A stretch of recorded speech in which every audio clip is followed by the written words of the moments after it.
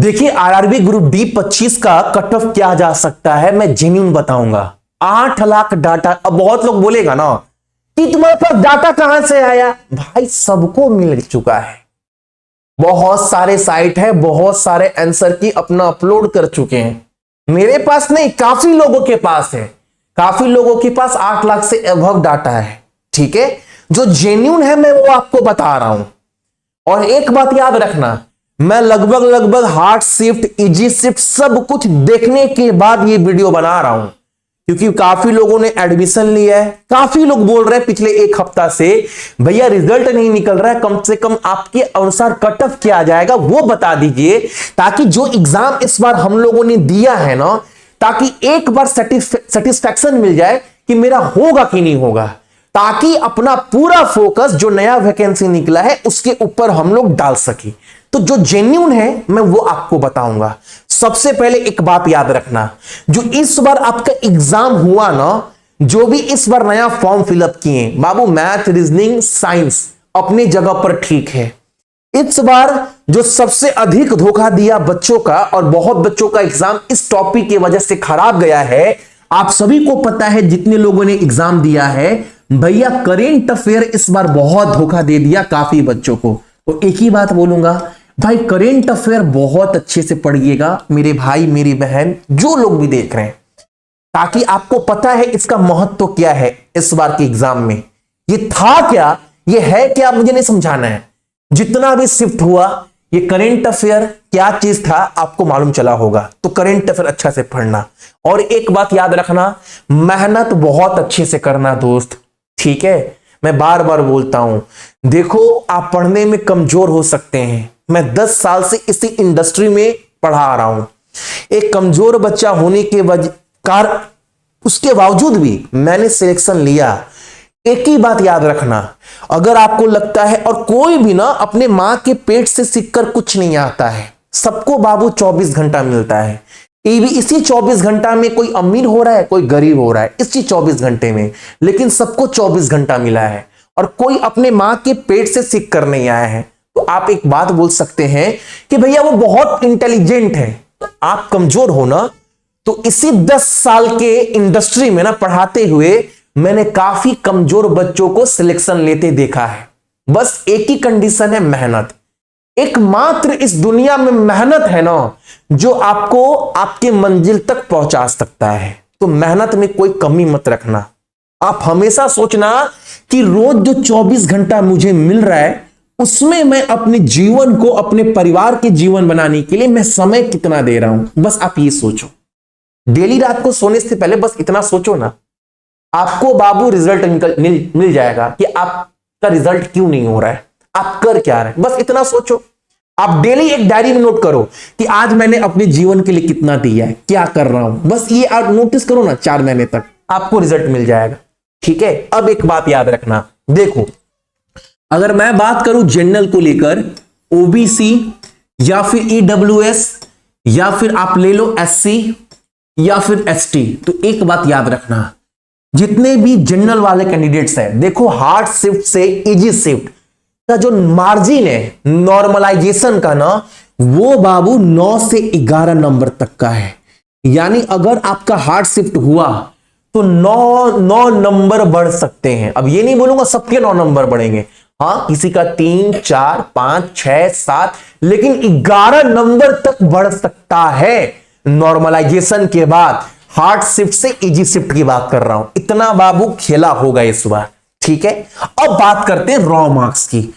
जो डाटा मुझे मिला है उसके अकॉर्डिंग रॉ मार्क्स का, देखो बहुत सारे जोन है, लेकिन ऑन एन एवरेज बात करूं ना, तो एक बात याद रखना, अगर आप जनरल से हो और आपके रॉ मार्क्स 71 प्लस आ रहा है, तो बाबू ये नंबर कहीं बहुत हद तक सेफ है।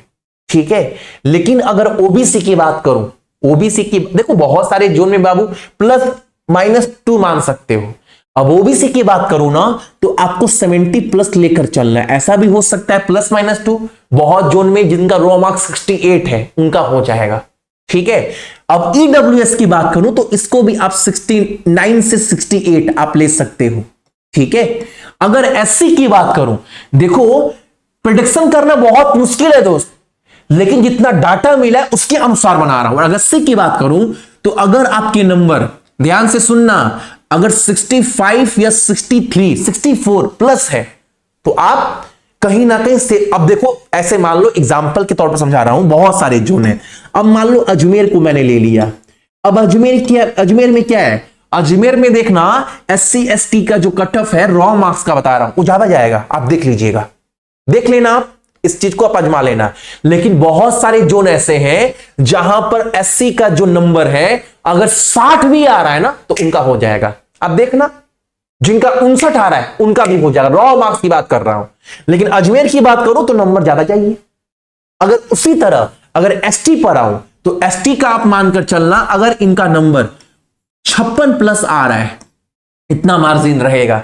हालांकि SC का मैं बहुत अधिक लिख दिया हूं, ठीक है, क्योंकि इसको और आप कम कर सकते हो, डेफिनेटली कम कर सकते हो। आप इसको ना 61-62 पर भी लेकर जा सकते हैं। इतने पर भी मैंने देखा बहुत सारे जोन में जो क्वालिफाई बच्चे कर रहे हैं, हो रहा है, डाटा बन रहा है, ठीक है। वही बताएं, अजमेर पर आओगे ना तो अजमेर में देखना SC ST कट ऑफ ज्यादा गया है, आप देखना रिजल्ट के दिन ये चीज आपको देखने को मिलेगा। लेकिन कहीं ना कहीं इस रेंज में ना आपका कट ऑफ घूमेगा। रॉ मार्क्स की बात कर रहा हूं, अब ये कितना नंबर बढ़ेगा ये तो भगवान भी नहीं बता सकते, ना कोई बता सकता है।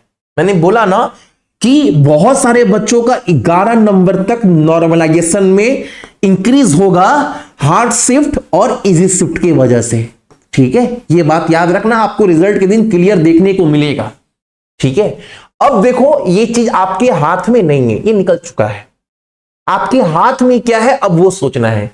अब रिजल्ट होना नहीं होना इसमें आप कुछ बदलाव नहीं कर सकते क्योंकि आपके हाथ में तो कुछ नहीं है। अब आपके हाथ में क्या है, हमारे हाथ में ना भैया जो नया वैकेंसी निकला है ना वो नया वैकेंसी है मेरे हाथ में। अब मुझे उस पर कैसे काम करना है, कितना काम करना है, क्या क्या करना है, अब ये हर एक चीज आपके हाथ में है, ठीक है। अब उसके ऊपर सोचना है कि आप कर क्या सकते हैं। जो आपके पास है बाबू उसी के बारे में सोचिएगा ना, जो आपके हाथ में है ही नहीं उसके बारे में सोचकर क्या फायदा है। आपके हाथ में आज की डेट में जो सच्चाई है, जो हकीकत है वो ये है कि आपके हाथ में एक नया वैकेंसी है, आपके सामने पड़ा हुआ है। अब आपको उसके ऊपर काम करना है, कैसे काम करना है, कितना काम करना है, ये आप सोच सकते हो। आप ये बोल सकते हो भैया एक प्रॉपर स्ट्रैटेजी बता दो ताकि उसके ऊपर हम लोग काम कर पाए। देखो आज आपका 29 तारीख है, आप ये विश्वास लेकर चलो 31 मार्च तक या 1 अप्रैल को ना आपको प्रॉपर एक रास्ता दिखा दूंगा, स्ट्रैटेजी वीडियो, कि दोस्त अगर आप ऐसे पढ़ोगे, इतना करोगे, डेली इतना पढ़ोगे तो आप एक डाटा तक पहुंच सकते हो जो आपका रिजल्ट बनाकर दे सकता है। एक आपको एक आइडिया दे सकता हूं। अगर आपको वो स्ट्रैटेजी वीडियो चाहिए, वीडियो में कमेंट्स करना, मैं आपको दे दूंगा। लेकिन सारा का सारा खेल मेहनत का है। मैं जान लगा सकता हूं, कंटेंट दे सकता हूं, आपको मोटिवेट कर सकता हूं, आपको क्यों पढ़ना है वो वजह बता सकता हूं।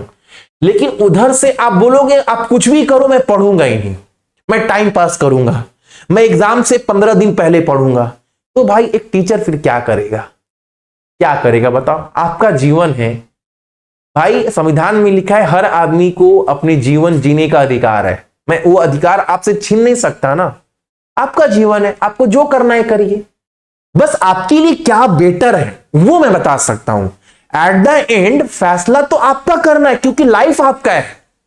आपको बर्बाद करना है, आबाद करना है, जो करना है आप करेंगे। मैं तो बड़े भाई के नाते आपको समझा सकता हूं ना कि बाबू देखो इतना काम करो, इतने दिन पढ़ो, ऐसे पढ़ो, यहां से अपना जीवन बनाकर निकल जाओ। ये क्या है, एक अपॉर्चुनिटी तो है जो आपको मिला है। इसी अपॉर्चुनिटी को बहुत लोग लपक लेता है, बहुत लोग हाथ से फिर बोलता है कि सिलेक्शन क्यों नहीं हुआ।